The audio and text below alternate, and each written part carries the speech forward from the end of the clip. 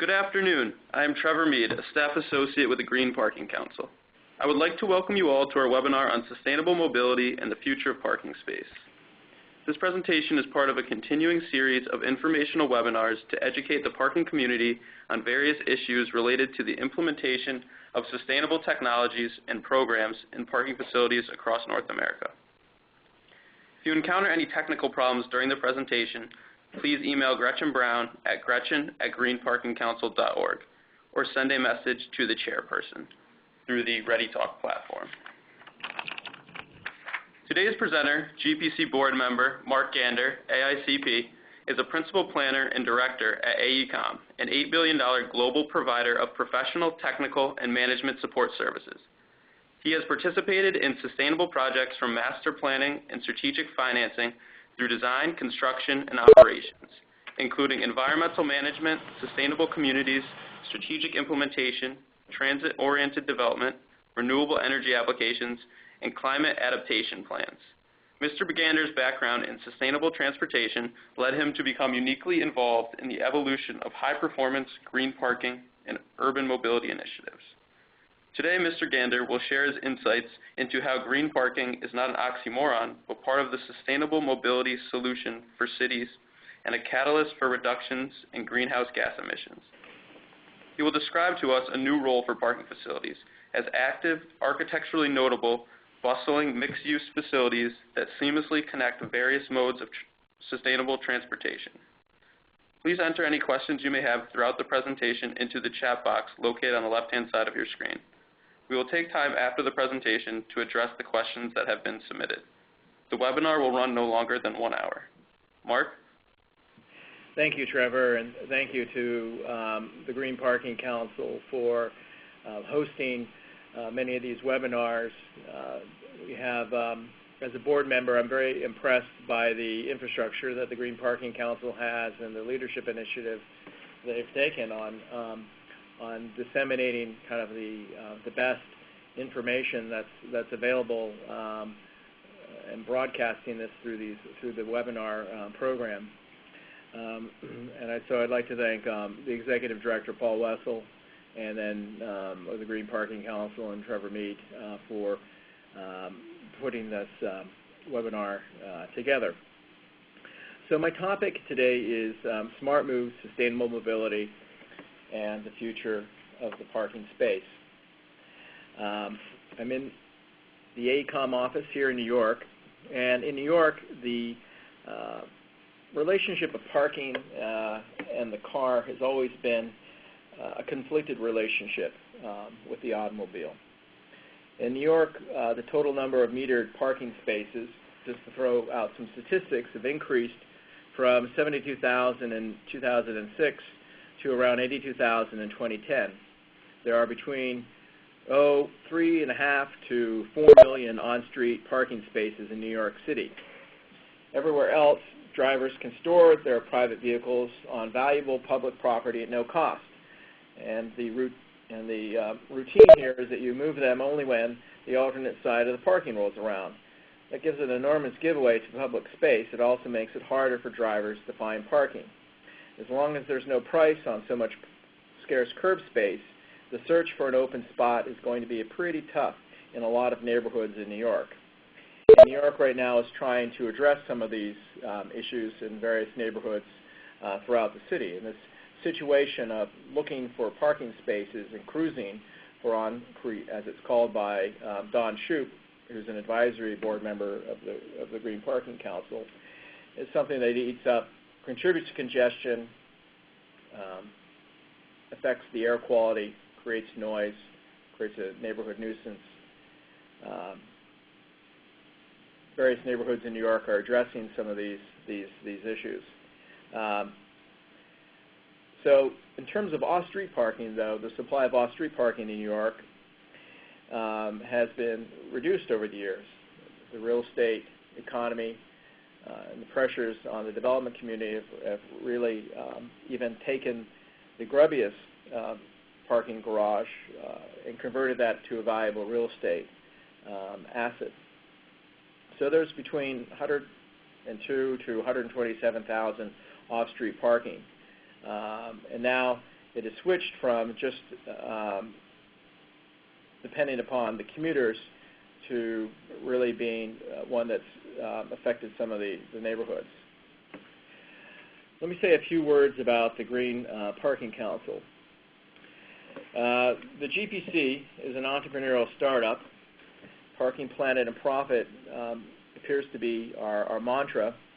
And our business model is about sustainability in and with the parking industry. And that means engaging practices that add to the bottom line that ultimately optimize the condition for these operators and the users of the facilities.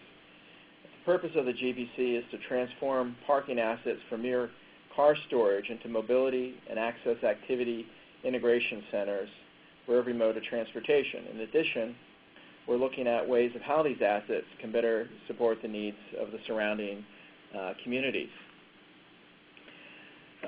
We have quite a robust group of partners. Our partners are organizations in and around the parking industry that are interested in sustainability. They include building owners, parking operators, equipment manufacturers, auto original equipment manufacturers. Colum just joined the GPC, and in addition, we are in discussions with Eaton and EcoTotality. There's over 20,000 locations and 4.5 million parking spots that are represented through the partnership of the Green Parking Council, and that's a very impressive network. We operate in every major metropolitan area throughout North America. The overarching mission of the Green Parking Council is really looking at the future of sustainability and trying to weave the tapestry of mobility together. And this image appeared in two of our recent Innovation Salon forums. One was held in New York last May, and then a recent one was held in San Francisco last month. What you can't see at the bottom, it's a little bit truncated, are the words urbanism and parking. And so we try to weave these themes of architecture, urbanism, and parking into the work that we do on the Green Parking Council. Because we were looking to transform the parking industry from the public face of a culture of fossil fuels, smog, and congestion-producing two-ton automobiles to an agent of change in the creation of the most sustainable urban mobility in a rapidly urbanizing world.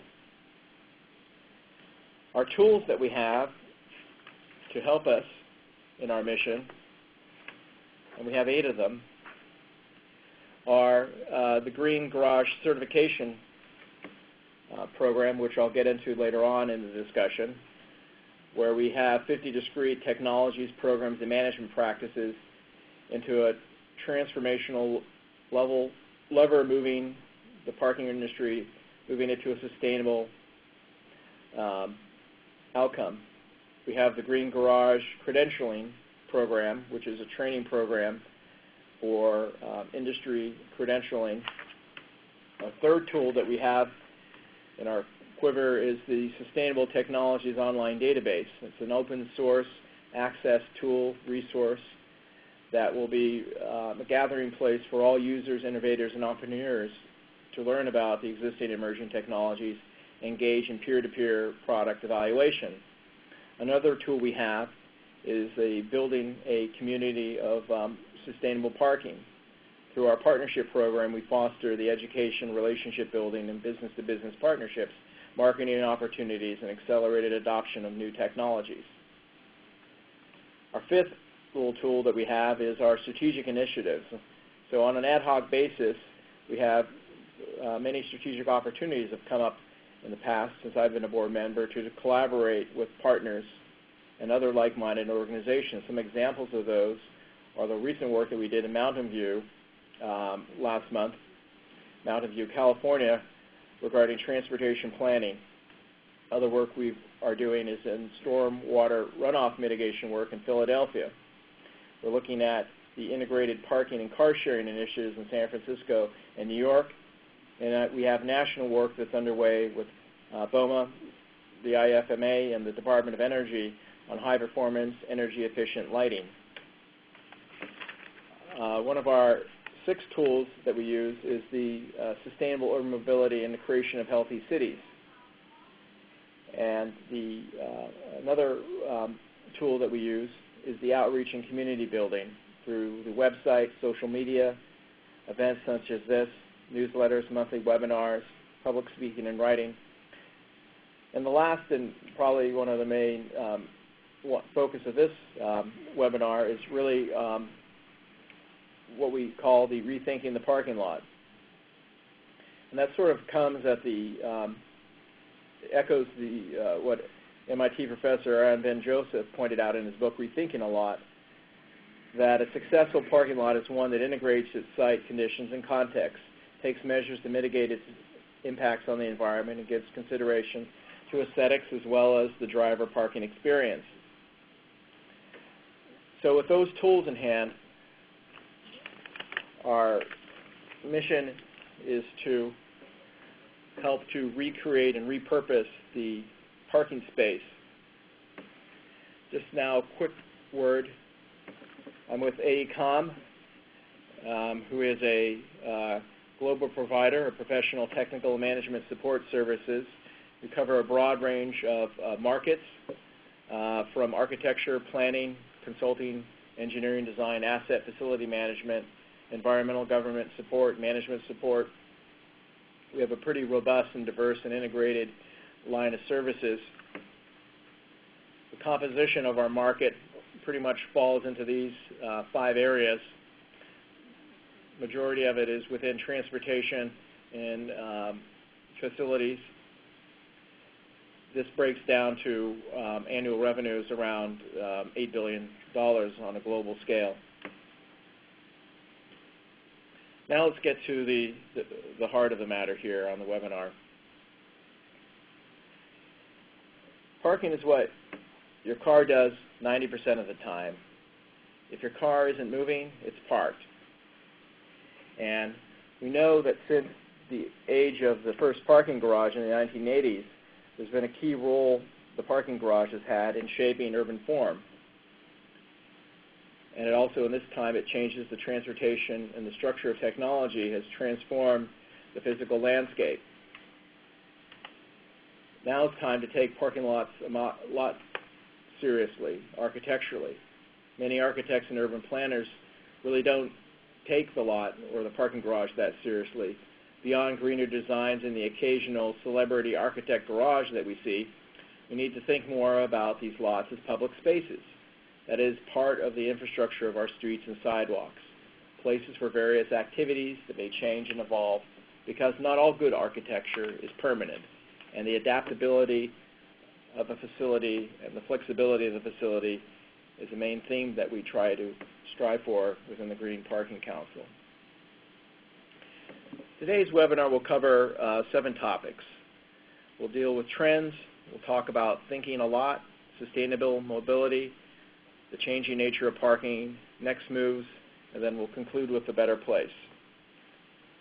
Parking is changing directions, and just as the automobile industry is undergoing major transformative changes in design, fuel, customer base, and offerings, so too the parking industry and offerings are changing. The signs are all there, and today I'll cover 7 of these topics. I have to say that some of these topics and part of the webinar deck today was introduced in Berlin in June as part of the BMW Guggenheim Lab in Berlin, Germany. And I was invited to go to this lab that runs a month, and I was there for only a few days.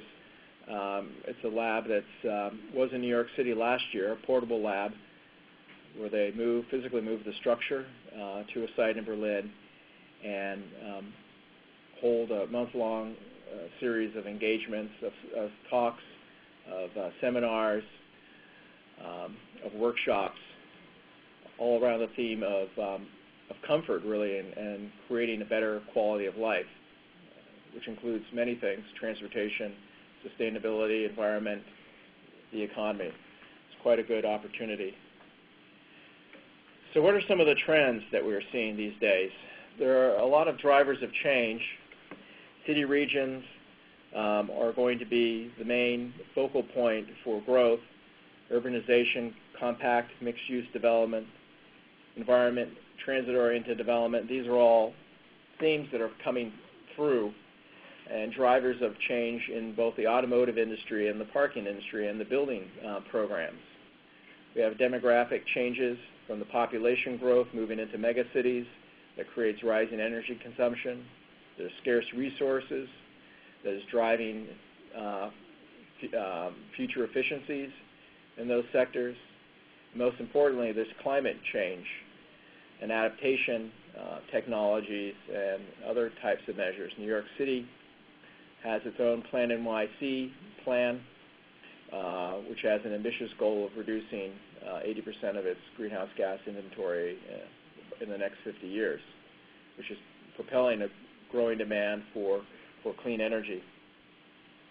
So we're seeing that vehicle miles traveled has been increasing, non-work-related travel trip has been increasing, mass transit's share of person trips is increasing, and the automobile ownership across certain demographic groups in North America, and particularly within urbanized areas, is decreasing. Many of the cities, because of the transit offering, because of the preference of the demographics and the built environment, are moving away from cars. In New York, it's just very expensive to store a vehicle and operate a vehicle. So we're seeing a declining use of automobile ownership in major urbanized areas across the country. Some of the emerging trends that we're seeing in the parking industry, and this is from the Institute for Parking bulletin that they put out. The great trends that have the greatest effect on the parking industry, there are 10 of them. Most of these are really on an operational side, the demand for cashless and electronic payment, the movement of technologies, and the demand for green and sustainable solutions appears at a 30% rating. The other trend we see is really on, that can affect that 36%, is really on energy efficient lighting. Whereas the solar panels, because of its not widespread use and can only be applied to a few sites, is down at ranks 5th within this tally. Globally, consumers really prefer and are demanding environmentally friendly products. There's very much a green outlook that is occurring, and also requesting that products and businesses, places they work, places they visit, adopt certification to really verify the statements that they have that they are achieving green or sustainable products or offerings. In the United States, that is, 73% of the U.S. customers say that it's very or somewhat important to buy from green companies. This is approximately the same number 3 years ago. So there's a high number of people, consumers, that are voting green and also requesting green products in their lifestyles. Of course, no discussion about parking is complete without looking at the transformation of the auto. And the auto has certainly changed over the past few years. We may love our cars, but we certainly don't spend much time with them. Cars have gone from these concepts of saltwater car to this concept that is currently making headway, is the city car that MIT developed, which is an urban all-electric concept car that was designed at the MIT Media Lab. The project was conceived by the late William Mitchell and his Smart Cities Research Group that's now led by Kent Larson, who's director of the Changing Places Research Group Media at the Media Lab. The project came into conception in 2003 under the support of General Motors. The city car weighs only 1,000 pounds. It's about 60% of the size of a smart car, and it has a lithium battery pack that's expected to deliver the equivalent of around 150 to 200 miles per gallon, with no tailpipe emissions, of course. Time magazine recently selected the city car as one of the best inventions of 2007. Now, the important thing is that Hirico Driving Mobility, which is a Spanish consortium, has developed a commercially based model of the city car and is beginning to manufacture and test the pre-production car this year, in 2012. The production car, called the Hirico, is scheduled to begin a trial run just this summer, and it was part of a car-sharing program. So the automobile industry today is undergoing many different paths that it has, whether it's biofuels, hydrogen, or electrification. We're seeing that the market readiness trajectory, we're wondering whether EVs will overcome biofuels, and we look at the open market and choices as being available. So there'll be a range of alternatives that will start to develop over time as we find greater substitutes for fossil fuel and petro as key fuels in our cars and also in our fleets and trucks and other vehicles that we use on the public infrastructure and streets. Of course, we had an electric vehicle a while ago. This is a picture of the 1997 GM EV1, which was a remarkable car that General Motors started. And then,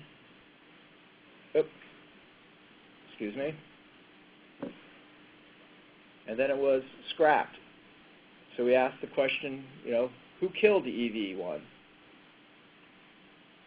And that person was Bob Lutz of General Motors, at the time chief executive of the car, of the largest automotive company in the world.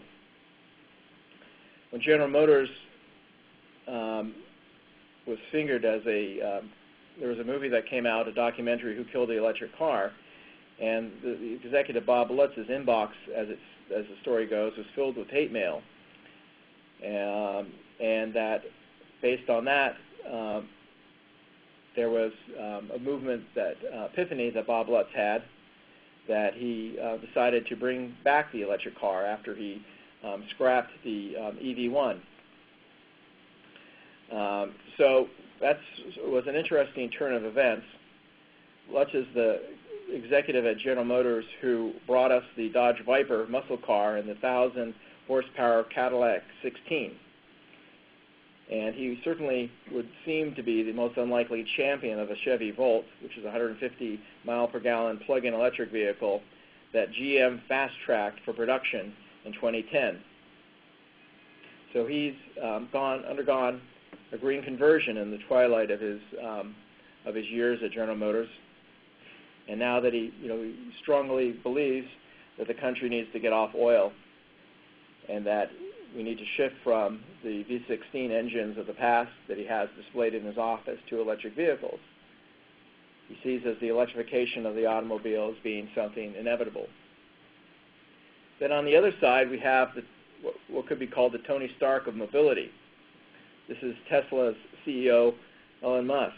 Tesla Motors is a Silicon Valley-based company that designs, manufactures, and sells electric cars and electric vehicle powertrain components. Tesla Motors is a public company that trades on the Nasdaq Stock Exchange. Tesla Motors gained widespread attention by the production of the Roadster, which was the fully electric sports car, and its second model was the Model S, a fully electric luxury sedan. While all these vehicles are very expensive, it's substantially cheaper than other alternatives. And Tesla, who also makes cells and makes powertrain components, including a lithium-ion battery pack, to other automotive makers such as Daimler or Toyota. So the vision that Tesla CEO Elon Musk has is that he envisions Tesla as an independent automaker that will eventually mass produce fully electric vehicles at a price that's affordable to the average customer. So here we have the Musk and the Lutz coming together at a conference And the two of them have really, along with other auto OEMs that are involved, beginning to transform the automotive industry. Recently, last month, we saw another transformation take place when California Governor Jerry Brown signed a bill into law that allows autonomous vehicles, such as Google's Goog, to be tested on California roads. As a precautionary measure, the law requires a licensed individual to be in the driver's seat at all times, to take control over it if needed. So today, Governor Brown said that we're looking at science fiction, and tomorrow will become a reality of the self-driving car. So it's an important event that occurred, that Google received its first license to test its autonomous vehicles on public roadways in Nevada earlier this year. And the tests have shown that the car is just as safe, if not safer, than vehicles operated by human drivers. Altogether, they've logged 300,000 accident-free miles. So the Google co-founder, Sergey Brin, has predicted that the autonomous vehicles will be available to consumers within a decade. Up next is the BMW Active E vehicle. BMW is both a board member and a project sponsor of the Green Parking Council. Here's a picture of the BMW Active E plugged in to an electric charger at Google's campus in Mountain View, California. Google is rolling out many of the Active E's under their Drive Now, Park Now program that we'll talk about later. So the transformation of the auto industry is really intersecting with many components of this, what's called the new mobility industry. That includes geomatics, telecommunication, ITS, tourism and retail, financial services, banking and investment, clean energy. There are many different threads that are moving through the creation of this new mobility industry. So it's at an exciting point that we're at in both the mobility industry in terms of cars, buses, and other types of vehicles, fleets in particular, that are moving through and being recreated within this new mobility industry. But let's not forget about the parking lot. Parking lots cover more than a third of the metropolitan footprint of most cities, and that search for parking is responsible for about a third of the total fuel consumed by motor vehicles. The cruising effect that board member Don Shoup, a professor at UCLA, talks about.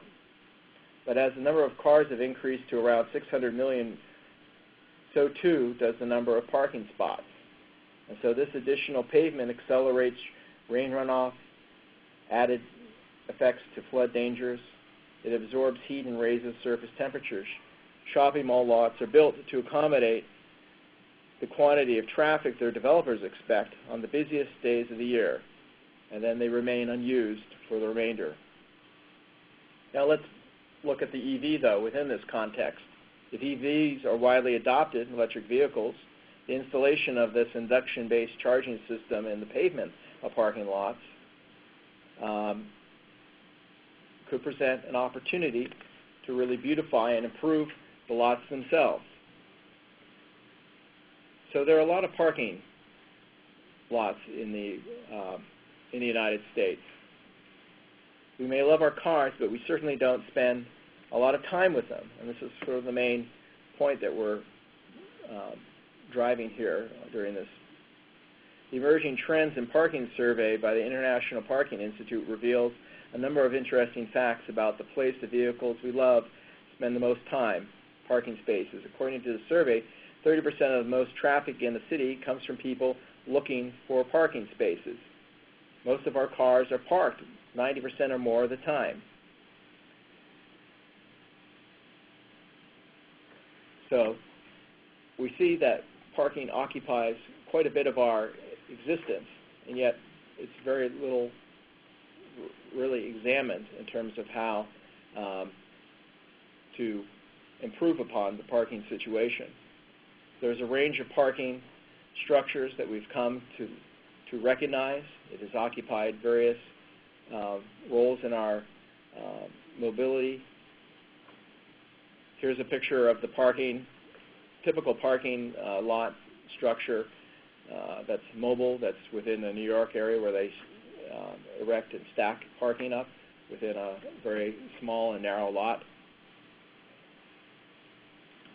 Here's a situation of an urban center parking that involves the Avalon Fort Greene development that's in Brooklyn. This is a case where this development, a new 42-story, 630-unit apartment building right near a mass transit hub, devotes 2 stories and around 230 parking spaces to one of its most elusive tenants, the automobile. The building is well occupied, but the garage is half empty. The same is true down the street. Nearly all of the buildings the condo building that's next door has 400 buildings, which are all fully occupied apartments, but only half of its 150 parking spaces are leased. People who live at Avalon Fort Greene are very close to mass transit, and they don't need to own a car. So the garage is not something that the developer would have even built if they're not required to do so. This is a situation that is prevalent around New York, and New York is looking at redoing its parking ordinance. Just nearby the Avalon Fort Greene development, we have Forest City Radnor's Atlantic Yards project, also in Brooklyn, which is projected to have around 3,600 parking spots when the residential buildings are completed in the second phase. Until then, much of the space is next to the site's arena, the Barclays Center, with its own blacktop, huge expanse of parking. And this is a situation that I'm sure is common in other compact urbanized areas in Los Angeles, in D.C., in Chicago, Philadelphia. So why the parking lot is important is that parking supply and management is the difference really between smart growth and sprawl. Parking consumes lots of land. Parking is expensive. We need to manage supply of parking in line with some of the broader goals, sustainability, mobility, and economic renewal. But how much is enough parking? There's really no right answer. There's no such thing as a set demand for parking. We try to manage parking by pricing, availability, providing transportation choices. We examine the land uses that a parking space serves. Transit-oriented development uses certainly offset the need for parking, especially if it's adjacent to transit. We have to be mindful of and implement various parking strategies, either pricing, unbundling, using car sharing, or other demand management activities. We have strategies that offset some of the parking impacts, such as shared parking, structured parking, stacked parking, and importantly, design improvements. All of these sort of come within a framework of sustainable mobility, that the parking lot and the parking garage is now a central component of this. When we look at mobility, we look at demand reduction, but this is only part of the balancing of mobility service, and there needs to be many alternatives. We need to continue to move and think beyond the automobile, that's for sure, and look at other alternatives, bike sharing, trams and light rail, bus rapid transit, or even cargo bicycles, which is introduced throughout Europe. An interesting smart mobility parking story revolves around this image, which is from Vancouver, Washington. Here we have in the foreground a 600-space park and ride garage for connectivity and access to the new light rail system. It's sparking a lot of criticism because of the looks that it has, and many in the community and nearby businesses are questioning if they have what it will contribute to downtown redevelopment. There's concerns that have been raised over the garage's architectural style, the size and lack of multi-use facilities, and also because it doesn't incorporate any apartments or offices onto the top floors of the buildings. So this project, Columbia Rail Crossing, will put in 3 of these types of park and ride garages at some of its station loading areas, station boarding areas. But the problem remains in terms of just the character and look and the usefulness of the parking garage. And this is repeated at many other types of parking facilities that we see in other stations, such as this Amtrak suburban station, where we have a lot of sea parking in the foreground. That's right around the station area. So smart mobility is an emerging framework that we're using as both implementers and designers in the transportation, trying to provide door-to-door services connecting to the last mile, integration of the mobility chain. All these measures are activities that we'd like to bring about within the smart mobility. So it's really about the movement of people and goods around cities, and looking at not just about cars, but looking at how to integrate transportation with ITS, with other vehicles, and with other business models. So in our move to try to think beyond the car, this rather dense diagram shows where parking and public transportation and vehicles and battery smart grids and this whole array of networks kind of feed into the new car, the new mobility framework that is emerging, that involves alternate fuel vehicles. And so in this framework of the new vehicle, we see parking garages will become an important part of this intermodal mobility chain, where we have parking as the parking garage and the parking lot as a strategic enabler that links up and connects with these various modes.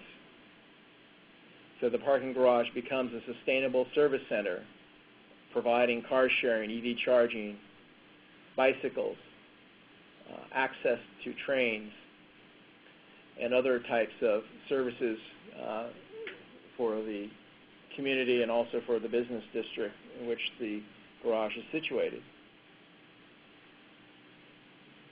So the nature of parking is changing.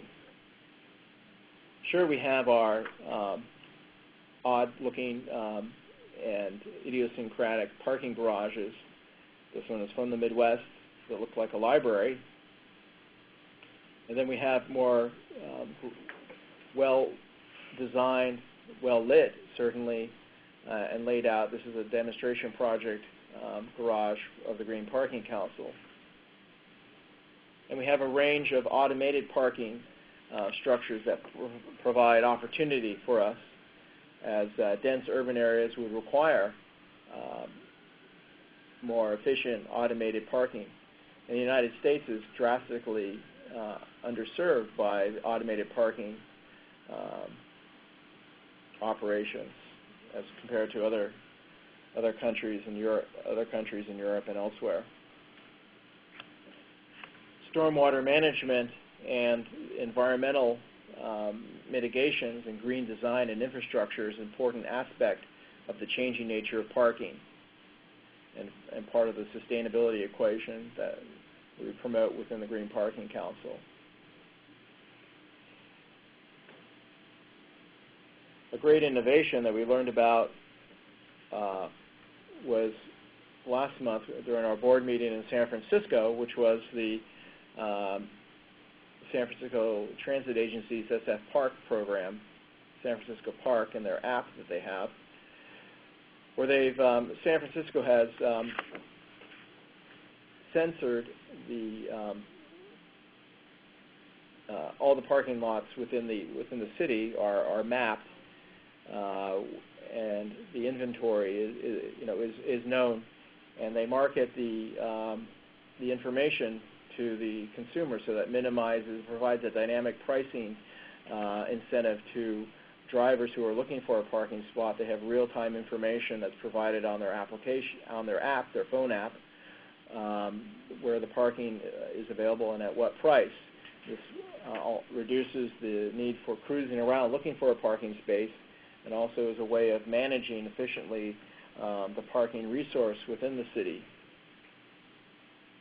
Other parts of San Francisco and other areas around the country have been converting their on-street parking spaces to what's called parklets and creating public cafes and parking spaces.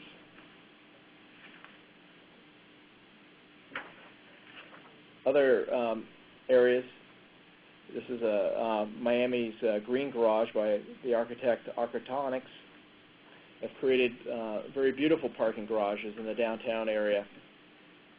This is a treatment of planting trees on the surface parking lot that provides shade, relief, and also water filtration.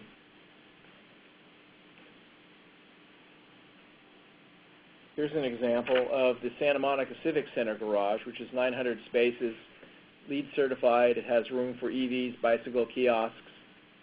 It's a showcase garage in Santa Monica, California.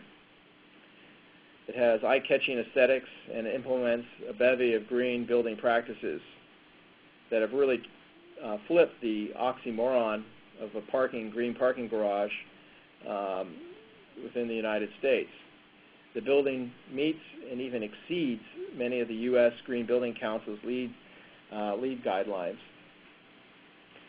Very nearby, the Civic Center garage is this garage that wraps around the retail within Santa Monica. You hardly realize that this is a nice outdoor mall, but wrapped by a well-integrated parking garage that offers EV charging.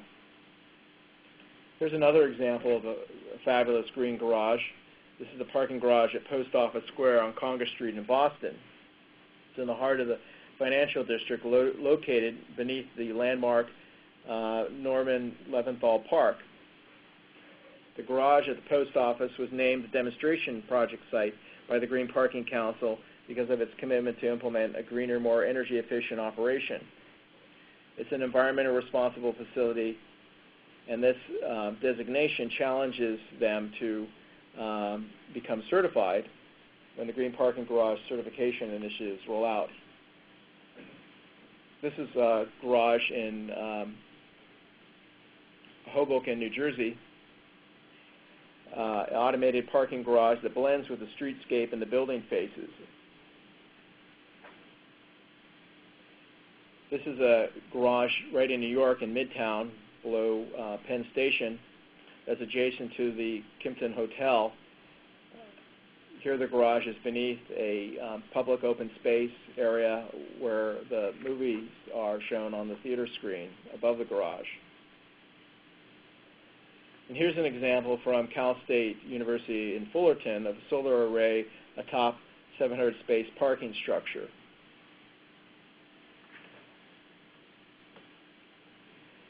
Kind of the high point within the parking industry is NREL's, the Department of Energy's research facility parking garage of 1,800 spaces that's near Denver, Colorado. It's quite a fabulous facility. The garage is a place for, in this case, they looked at the garage when they designed and constructed it as a place for building energy savings throughout the building. Since the garage typically uses around 15% of the energy that the building has, every watt you save in the building is worth $33 worth of photovoltaics you don't have to buy when you're targeting a net zero energy building. So in this case, the garage is not just a secondary structure, and it performs 90% better than the standard garage built just to code. They included lots of innovations. In terms of lighting density, one of the biggest energy users and a key focus at the beginning was how to light the garage structure. Fundamental building features such as the structure type and base sizing were carefully considered. in part to reduce the need for electric lighting. This upfront integrated design allows the lighting to be reduced by 90% over the code requirements. This narrow garage required daylighting to be 1 foot candle at a minimum, so the garage's lighting system could be off except at nighttime. Another feature is that the skin of the garage is made of perforated aluminum panels that lets in sunlight while keeping out the weather. They also have light wells that draw sun into the middle of the structure. Stairs are central to the design, and they are so well lit from the natural daylighting and convenient that people don't even realize that there are a set of elevators. Occupancy sensors within the garage and within particular zones turn the lights on at night. They have quick response LED lighting.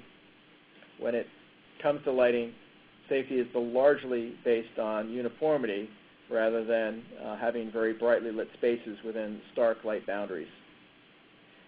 Other energy-saving features they have are natural ventilation. The south side of the building has a full wall of solar panels. The size of the structure accommodates 1,800 parking spaces, but they didn't just go there. They looked at other mobility improvements and have an integrated program with the local transit authority that provides shuttle buses also to the garage for other workers that don't have vehicles. Another green garage is called the Canopy Garage, touted as the world's greenest garage, also located in Denver, Colorado.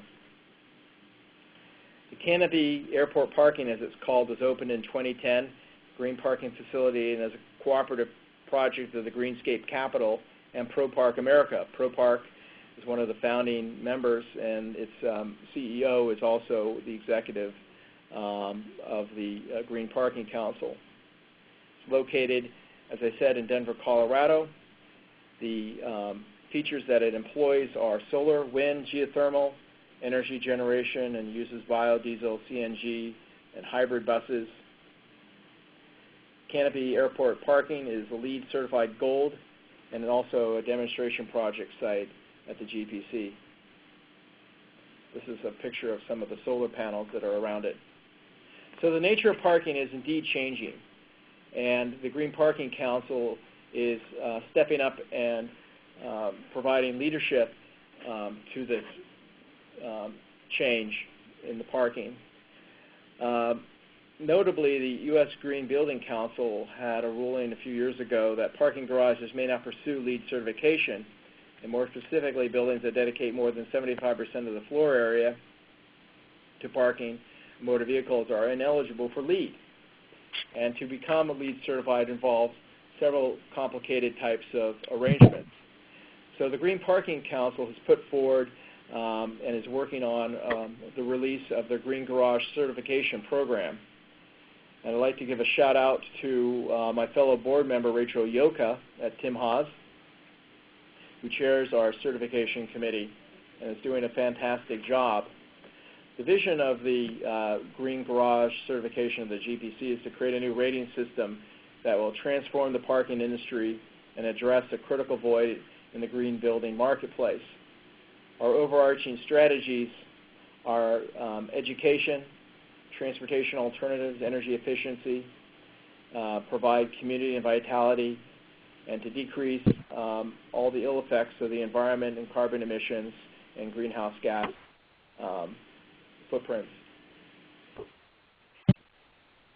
We want to have this certification program as really one of the primary standards within the that's recognized by the building industry, and it has 3 to 4 different components to it. We have a management section within the certification program for a garage that looks at a range of things, and a point system that's organized and similar to a LEED program, but it's particularly tailored to parking garages, and so it will be familiar to many of the building engineers and operators, not something that is a foreign requirement that they would have to then learn the mechanics of. The program component looks at placemaking, the role of the garage, ride sharing, alternative fuels, all are attributable with a point value system. There's a technology and structural design component to the certification program, looking at energy efficient lighting, lighting controls, mechanical systems, roofing systems, tire inflation systems, everything that would make the garage operate most efficiently. So what are the next moves in this sustainable mobility green parking equation? There are many compelling reasons for action. We talked about emissions reduction, energy security, green growth. We look at garages as transfer points for people under this new framework, between one form of mobility and another, between one location and another. This graphic done by by BMW shows how the parking garage is the hub of an emerging urban mobility set of technologies, where it's a strategic enabler and links up with other types of mobility systems and services. Intermodal routing and intelligent navigation that would be inherent in some of the vehicles and also at the parking garages will reduce pollution and congestion. Since cars sit 94% of the time idle, often in parking spaces, the question is, how can parking world be a helpful midwife to the electric vehicle industry, or more broadly, the alternate fuel revolution? How can we take advantage of the parking opportunity to help the uptake of electric vehicles? So we see that the electrical vehicle ecosystem has both hard and soft inputs into it. And all of these are aimed at creating a better place and a better future, where the community needs of parking, of renewal, of employment, of comfort, of livelihood. Parking enters into this formula very centrally, where connectivity, freedom, and opportunity are major concerns and increasing in many areas. The issue is of how to travel and how we live and how we go about our lives. It is indeed a better place that we're creating. And this better place here is a picture of a facility that is in Tel Aviv, Israel. This is a company, Better Place, that develops infrastructure that makes electric cars more affordable, convenient, and sustainable than gas-powered cars by way of a revolutionary switchable battery model. Better Place was founded in Silicon Valley, and they are a venture-backed global company with operations in Israel, Denmark, Australia, Europe, North America, Japan, and China. And here's a picture of the Pi Galot Visitor Center, which is just outside of Tel Aviv in Israel. Better Place is founded by an inspirational CEO, Shai Agassi. As a member of the Forum of the Young Global Leaders of the World Economic Forum, Agassi was asked a few years ago, how do you make the world a better place by 2020? And in response, he wrote a white paper that envisioned a replicable model of a country able to wean itself off oil of transportation by harnessing renewable energy to power zero-emission electric cars. Agassi's vision and white paper led to a better place. So hopefully it's a better place that we're creating within the Green Parking Council. Today I went over a few of the trends, a few of the issues, a few of the smart moves that are taking place within the mobility industry that involve parking. And hopefully we'll be successful in our activities as we move forward in the days and months ahead. Parking is about the spaces between people and motion, about the moment of transition between locations or mobility. and the Green Parking Council collaborates and innovates in this space, this parking space, to strengthen people and planet. Thank you very much. Thank you, Mark. We just have a moment or two here for questions. One came in. What is your response to people that do not see the electric car as part of the solution to urban congestion, city greening, and sustainable mobility? Well, I think the electric vehicle is not the only solution, of course. There are other alternates that are available, and there are issues about the source that fuels the electric vehicle, the electrical source, whether that's a sustainable source, whether it comes. So there are the EV industry has issues that they're addressing too. I think the mobility services around an EV is sort of what, or any alternate fuel vehicle, be it hydrogen or a biofuel, is what I think is what's important. Okay, another one is, what do you feel is a good first step for a garage owner or operator who's interested in becoming part of this new mobility framework you've been describing? Well, I think a good first step is really maybe to join the Green Parking Council and to become enrolled in some of the conversations that we have and the dialogue. We also provide expertise to garage operators from within our partner organizations to help you audit and figure out sort of the needs and requirements of greening your garage facility. So there's multiple benefits to joining us within the Green Parking Council, and we could reach out to you and help you. Okay, thank you, Mark. On that note, we're just a minute over here. If anybody has any additional questions, I encourage you to email them to Mark Gander. As of tomorrow morning, his presentation as well as contact information will be available on the Green Parking Council website. We ask that after the webinar concludes, you complete the survey. And if you have any suggestions for future webinars, please contact me at trevor@greenparkingcouncil.org. Thank you for joining us today. Thank you. Thanks for everyone for signing in.